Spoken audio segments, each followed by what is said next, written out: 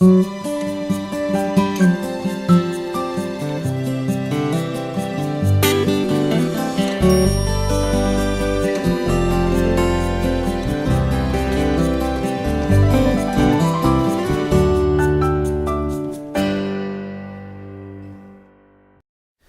dia, amigo. Como é bom estarmos juntos mais uma vez, começando uma nova semana já que antecede a semana do Natal. Todos nós já nesse clima de celebração dessa época maravilhosa do ano. E eu quero dizer a você da nossa alegria em poder contar com a sua companhia. Exatamente por conta disso, por conta da aproximação do Natal, nós já dedicaremos esta semana a reflexões em torno desse tema, que é o nascimento de Jesus.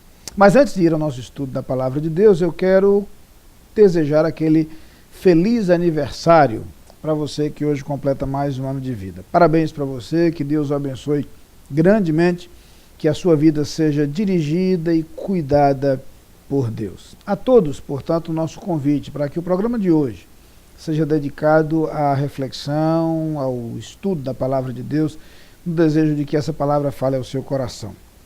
Bem, vamos adiante então, ouvir aquilo que Deus tem a nos falar a partir de algumas profecias encontradas na Bíblia sobre o nascimento de Jesus. No livro do profeta Miqueias, no capítulo 5, eu quero ler o versículo 2, que diz o seguinte: E tu, Belém Efrata, pequena demais para figurar como um grupo de milhares de Judá, de ti me sairá o que há de reinar em Israel, e cujas origens são desde os tempos antigos, desde os dias da eternidade. É muito interessante poder ler as profecias a respeito do nascimento de Jesus. Duas coisas chamam a atenção. A primeira delas, o fato de que essas profecias foram escritas muitos séculos antes de Jesus nascer. Essa que acabei de ler é datada de 700 antes de Cristo, ou seja, são 700 anos até que esta palavra se cumprisse, o que dá a ideia da previsão profética como uma verdade da qual Deus tem conhecimento e revela ao ser humano. O segundo detalhe que chama a atenção é justamente o grau de minuciosidade. Não apenas Jesus é apresentado como aquele que iria nascer, mas há um registro claro do lugar onde ele nasceria. Por que isso é significativo? Porque não é uma grande cidade, nem uma metrópole. Na verdade, é a cidade de Belém, também chamada de Efrata, que seria o nome correspondente em aramaico. Na verdade, é uma cidade tão pequenina, e o texto diz, inclusive, que ela nem figura entre as cidades de Judá, o que é verdade.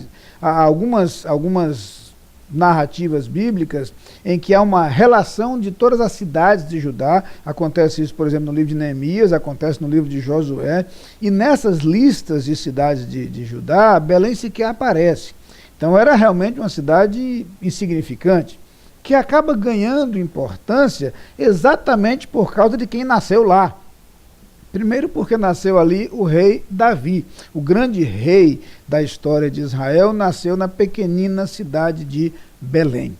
E num link, numa conexão profética fabulosa, o Antigo Testamento traz a revelação divina de que Jesus, o Filho de Deus, nasceria exatamente na cidade de Davi. É assim que os anjos dizem aos pastores, quando anunciam o nascimento de Jesus, nasceu na cidade de Davi. A narrativa, portanto, a declaração profética presente, por exemplo, nas palavras de Miqueias, que lemos agora há pouco, literalmente apresenta a cidade na qual o Filho de Deus nasceria como homem, e justamente a cidade de Belém.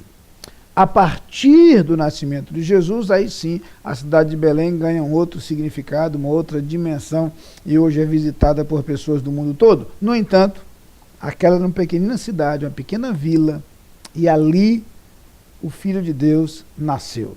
Mas, a parte desses dois detalhes que fascinam, a antiguidade da profecia e a sua exatidão, sua previsão, o que mais importa para a gente é o seu conteúdo. O texto diz que em Belém nascerá aquele que vai governar, que vai reinar. O Filho de Deus vem ao mundo para ser rei. A Bíblia então vai nos afirmar nos evangelhos que Jesus veio para estabelecer o reino de Deus. É claro que este reino trazido por Jesus Cristo, ele nasce no coração daqueles que o recebem e ele se faz o nosso rei. Nós nos tornamos seus súditos.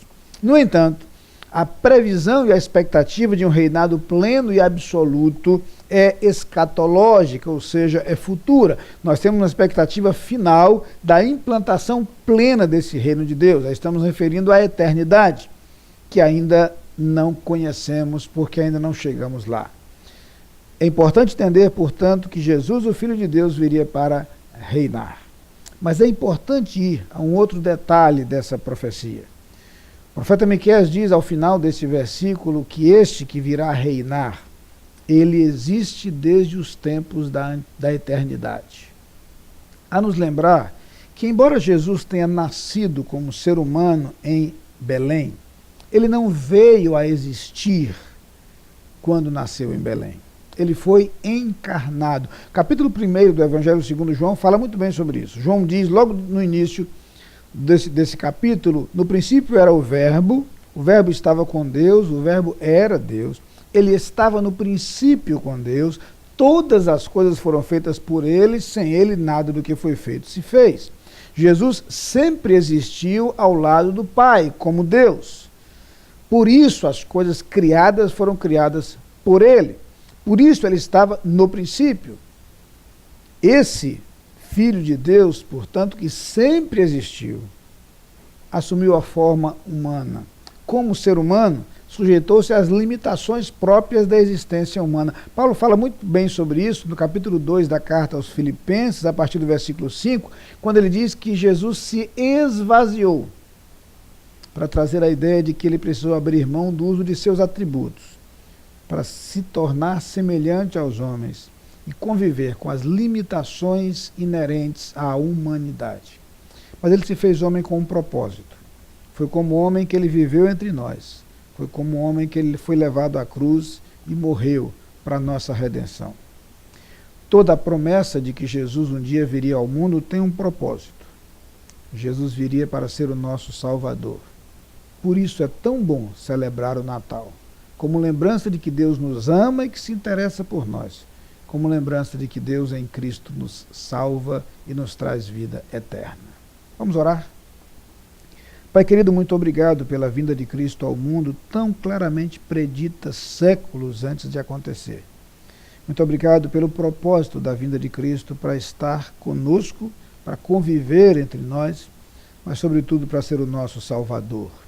Muito obrigado porque na vinda de Jesus e na sua morte na cruz encontramos a esperança de nossa restauração, o relacionamento pleno contigo e a certeza da vida eterna. Que cada amigo que nos assiste nesse instante tenha também esta experiência e esta segurança em Cristo Jesus. Amém. Lá vem o sol.